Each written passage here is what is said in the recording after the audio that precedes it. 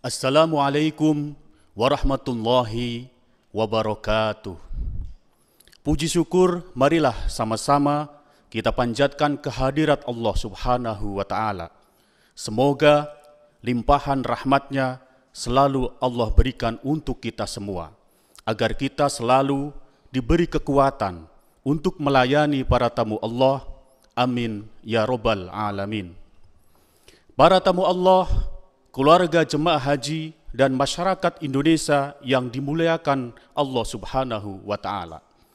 Hari ini kita telah memasuki hari ke-8 operasional penyelenggaraan ibadah haji tahun 1443 Hijriah atau 2022 Masehi.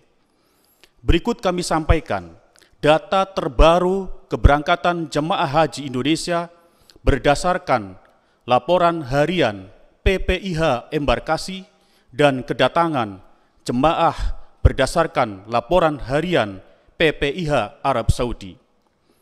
Hari ini jemaah yang tiba di Madinah sebanyak 2.323 orang, sehingga total jemaah yang telah diberangkatkan ke Tanah Suci sebanyak 19.935 orang. Sebagai catatan bahwa kami merilis data laporan setiap harinya dengan cut-off setiap jam 00.00 waktu Arab Saudi atau jam 04.00 waktu Indonesia Barat. Bapak, Ibu, Saudara yang kami hormati, berikut kami sampaikan rencana keberangkatan jemaah haji Indonesia hari ini, Ahad 12 Juni 2022.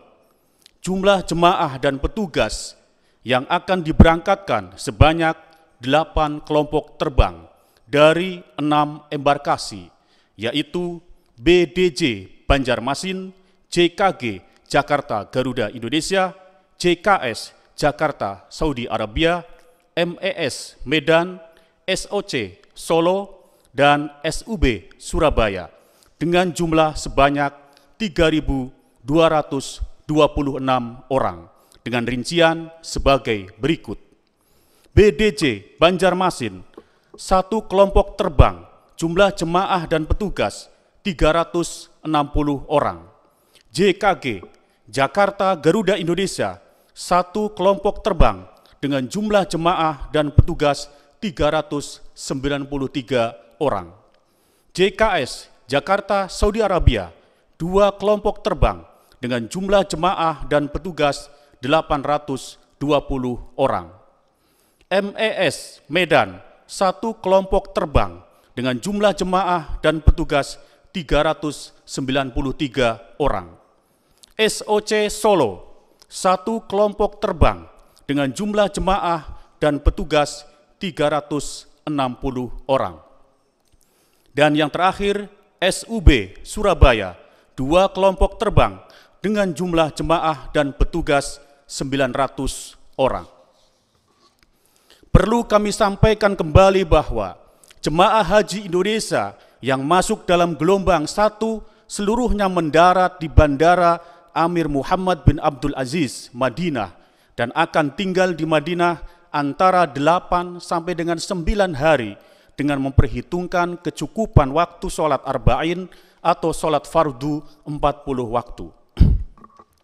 Kemudian setelah menjalani berbagai rangkaian ibadah dan ziarah di Madinah, jemaah selanjutnya diberangkatkan menuju Makkah untuk melaksanakan umroh wajib dan berbagai ibadah lainnya sampai dengan selesainya seluruh rangkaian pelaksanaan ibadah haji. Dan sebagaimana laporan kami sebelumnya, bahwa mulai hari ini jemaah haji yang masuk kelompok terbang awal akan diberangkatkan ke Makkah untuk melaksanakan umroh wajib dengan mengambil mikot di Dzuldzulaifah atau yang lazim disebut dengan nama Bir Ali atau Abyar Ali. Dan setelah sampai ke Makkah dan selesai melaksanakan umroh wajib, jemaah akan melanjutkan aktivitas ibadah lainnya yang bersifat sunnah sampai menjelang pelaksanaan wukuf di Arafah dan rangkaian ibadah haji lainnya. Oleh karena itu, mengingat waktu pelaksanaan puncak ibadah haji masih lama, kami menghimbau kepada seluruh jemaah untuk tetap menjaga kesehatan sebaik-baiknya. Terkait data jamaah sakit dan wafat di Arab Saudi, kami sampaikan sebagai berikut. Jemaah haji sebanyak 13 orang, 2 orang rawat jalan, dan 10 orang dirawat di Klinik Kesehatan Haji Indonesia Madinah, dan 1 orang dirawat di Rumah Sakit Arab Saudi Madinah. Jemaah wafat menjadi 2 orang, 1 dari embarkasi JKG dan 1 dari embarkasi PDG. Kita doakan semoga jemaah haji yang sedang sakit segera diberikan kesembuhan dan segera mendapatkan pelaksanaan rangkaian ibadahnya. Jemaah yang wafat semoga diampuni seluruh dosa dan kesalahannya serta diterima ibadah hajinya sampai sebagai haji mabrur. Amin ya rabbal alamin. Terkait kondisi cuaca di Arab Saudi, saat ini dilaporkan bahwa suhu tertinggi 45 derajat Celcius dan suhu terendah 31 derajat Celcius pada dini hari. Kami selalu menghimbau kepada jemaah haji Indonesia membatasi aktivitas di luar ruangan. Apabila jemaah haji keluar ruangan agar melengkapi alat pelindung diri dan memakai alas kaki. Jemaah haji kami imbau jangan menunggu haus untuk minum, mengonsumsi vitamin, dan menjaga kesehatan dengan makan tepat waktu serta istirahat yang cukup. Bapak, Ibu, Saudara sekalian yang kami hormati, pada kesempatan kali ini kami perlu menyampaikan hal-hal yang berkaitan dengan akomodasi jemaah haji di Madinah, di mana pada tahun ini pemerintah menyediakan akomodasi yang seluruhnya berada di wilayah Markaziyah, yaitu wilayah yang berada di sekitar Masjid Nabawi dengan jarak paling jauh 600 meter. Akomodasi tersebut berada di bagian yang lazim, disebut Markaziyah Janubiyah, yang artinya berada di sebelah selatan Masjid Nabawi. Markaziyah Shimaliyah, yang artinya berada di sebelah utara Masjid Nabawi, dan Markaziyah Gharbiyah, yang artinya berada di sebelah barat Masjid Nabawi. Selanjutnya, pemerintah menempatkan petugas-petugas haji di wilayah di atas dengan nama sektor reguler yang setiap saat siap melayani jemaah, dan tahun ini di Madinah sesuai wilayah dibagi menjadi 3 sektor reguler dengan cakupan wilayah sebagaimana yang kami sebutkan di atas. Perlu kami sampaikan bahwa di setiap akomodasi tersedia fasilitas kamar tidur jemaah dengan kamar mandi di dalam, ruang makan, petugas kebersihan, petugas keamanan akomodasi, dan air mineral 1 liter per orang setiap harinya. Selain itu yang penting kami sampaikan, mengingat situasi lingkungan di sekitar Masjid Nabawi hampir seluruhnya sama, maka kami menghimbau kepada jemaah untuk benar-benar mengingat nomor akomodasi, mengingat arah dan akses keluar masuknya.